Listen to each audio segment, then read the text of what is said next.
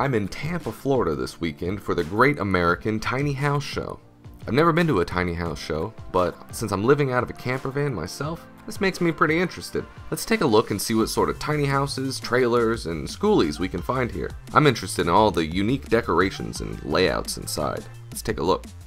The Great American Tiny House Show is coast to coast, and I'm at the first stop of it in Florida. There's this new, huge craze sweeping the United States, and it's tiny houses. Yes, you heard that right, tiny houses.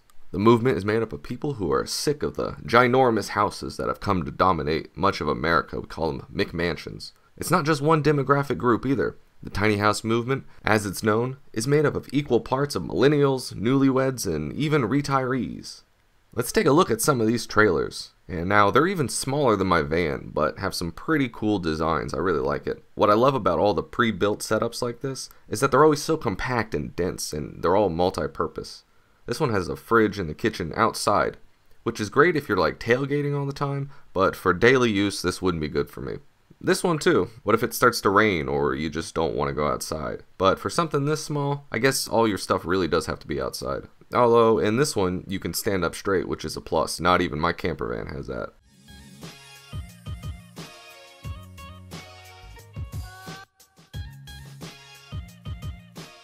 And I also caught this kid picking his nose in the background. Ooh, here's a nice, super fancy looking one. I love the IKEA type of modern style. It looks like some type of spaceship interior or one of the new super RVs. These bubble windows too are pretty interesting.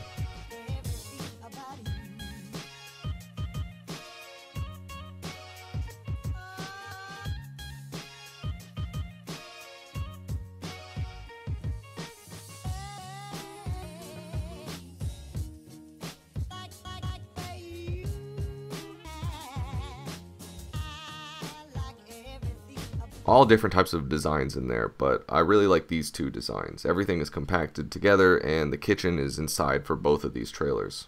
This door looks like something straight from an airplane. All the pre-built RVs and trailers always seem to have like unique type of style with the design. It kind of looks like a spaceship, really. See, I really miss having like a real desk, and I don't have one in my van. So I don't have the leg space in the van that I need to sit upright and straight. But these dining tables would work fantastic for a little mini desk. See, that's what I really want in the next build. Modern kitchen and sink, and I mean, everything looks really good. These cabinets have a bit of a weird latch though. I gotta figure it out.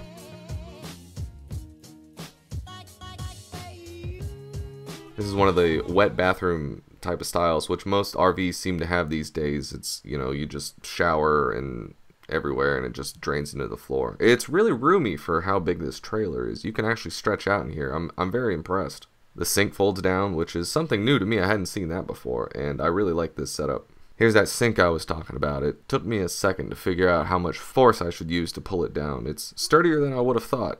It's a decent sized bed, though it might be too short for me, which could be an issue. The lighting and design of the interior is really great though. I love the modern recessed lighting and the sleek paneling. I dig it. And what tiny house convention would be complete without the hot tub vendor? Don't you want your RV or tiny house to have a hot tub in it? Yeah, I'm sure that's very applicable to my camper van.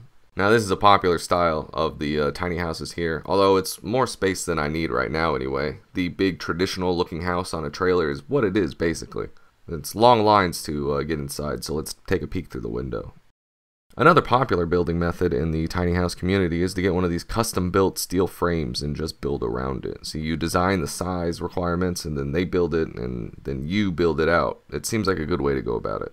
In many cases it's stronger and lighter than like building out of a wood frame, so it's definitely an option I'd consider. You know, there's not too many tiny houses here. It's mostly kind of like RVs and trailers, but this one looks really cool. Let's go stand in line and see if we can get some better film. I really love the profile of this wooden style. The guy built it himself and now he does this sort of thing for other people. And he also builds these little fireplace heater cooker things as well. Let's see.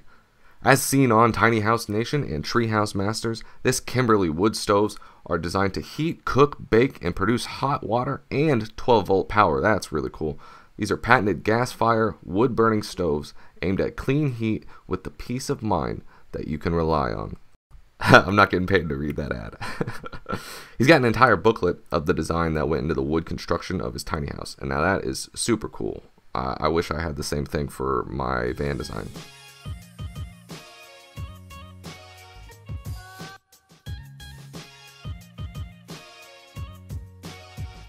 Here's a sign talking about his contract work. I'll zoom in on his business card soon if you want any more information on that.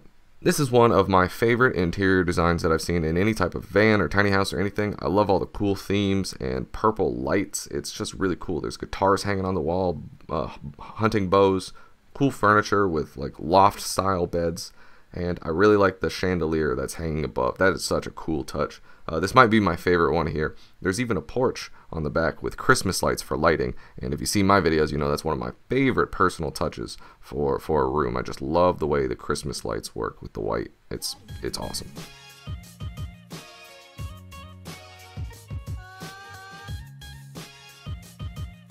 Here's me testing to make sure my hair is okay. And showing off my cool t-shirt. It's not an ad, but you can find the same one in the link below in the video description. One problem with the tiny house on wheels for me is that I don't want to have to tow it with another truck or a van. I'd rather have an all-in-one like an RV if I'm going to be mobile with it. If I went with a real tiny house, I'd have it set up in a permanent spot or mostly permanent. I don't like them on wheels as much. It's just a trailer. I'd rather have actual plumbing inside and have it set up somewhere.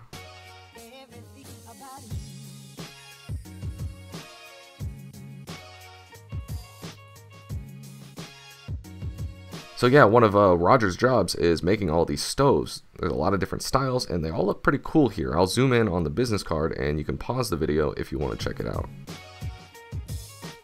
Here's an interesting shipping container design. It looks like an IKEA model to me, actually.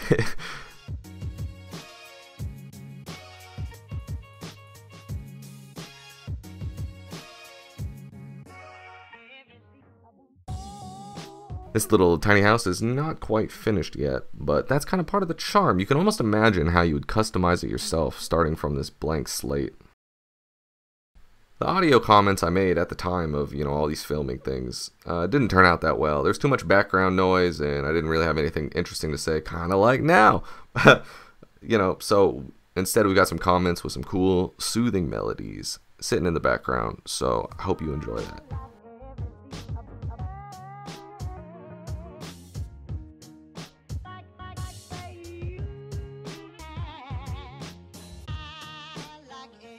This is crazy though. It's one of those accessibility bathtubs. It's rare that you see a bathtub in any sort of camper van or a tiny house, so I'm kind of surprised nobody has tried to open it while it's on display here. It was very dry. Whoa, this one has a giant line. Well, most of them do right now, and I love the hanging lamp and the stained glass. It's a super long, like 30+ feet trailer. See, for me, this is just way too big, and it kind of defeats the purpose of a tiny house. This is way too extravagant, even if it does look really great. You can see how there's a ton of people. I can't spend too much time filming everything because it's like being packed in with a can of sardines here.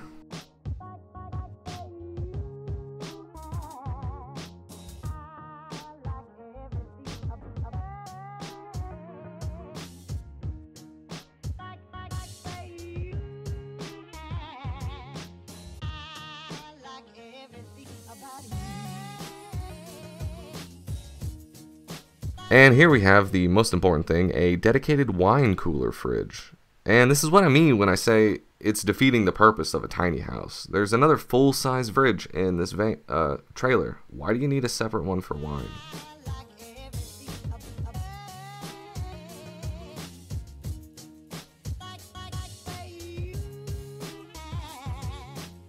The bathroom is about the size of my whole camper van space. But it looks very nice, and there's even a washing machine, which is crazy.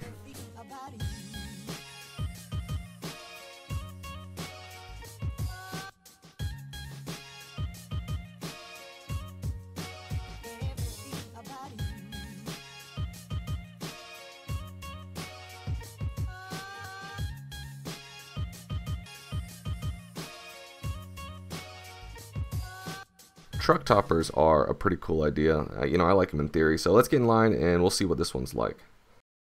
There's lots of space in here, but once again, I don't really like the idea of having a separate vehicle. I would rather have an RV that I didn't have to get out of to get into bed, you know.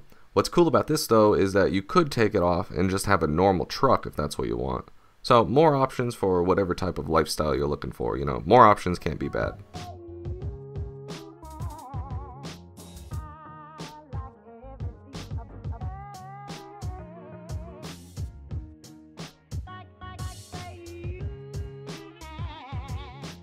Pop outside the convention hall and check out the ones here. Now it's only March in Florida, but it's already super hot. Well, you know, compared to the snow I was in last week. But I definitely want a spot to park inside if I was going to be on display here. So let's check out this custom built U-Haul style truck.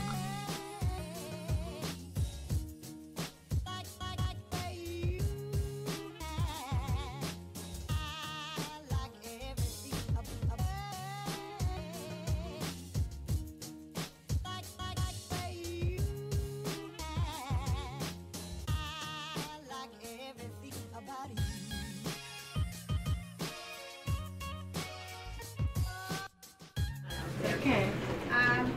Well, our claim to fame is that we beheaded our RV and made it taller and changed the whole feel of it. Right. It used to only go to here. Oh my goodness. And so the manufacturer called that a loft. I called it a coffin. That thing was right in your face. It was horrible. Now I love it. I lay in bed. I look out the window, see the stars.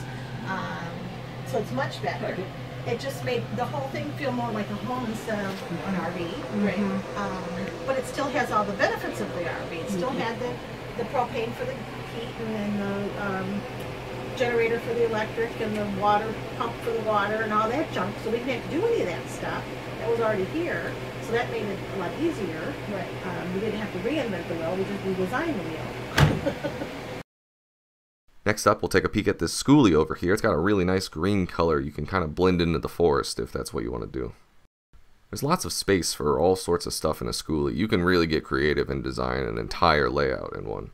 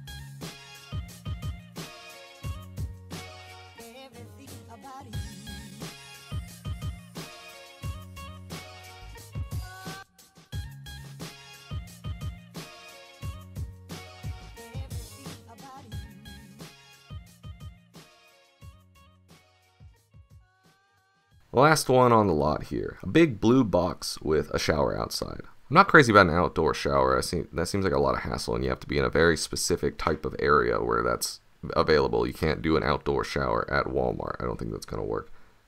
But anyway, let's take a gander inside. Now this is a pretty cool setup that they have. They have a full-size bed that raises up and down with a winch. You know, that really opens up the space for when you have the option to remove the bed fully. Like, I mean, it's crazy.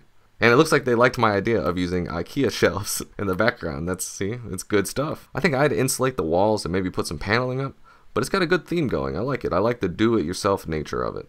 And that's most of the interesting parts of the Great American Tiny House Show. This is the smallest stop on their trip, so if you're looking to see them when they come by your town, I'll put a link in the description. You can check them out. It was pretty interesting. It was very cheap to get in. I think it was like $10 for admission, and you can walk around and do all this stuff. Thanks for hanging out with me today. Let me know what sort of tiny house you guys like in the comments.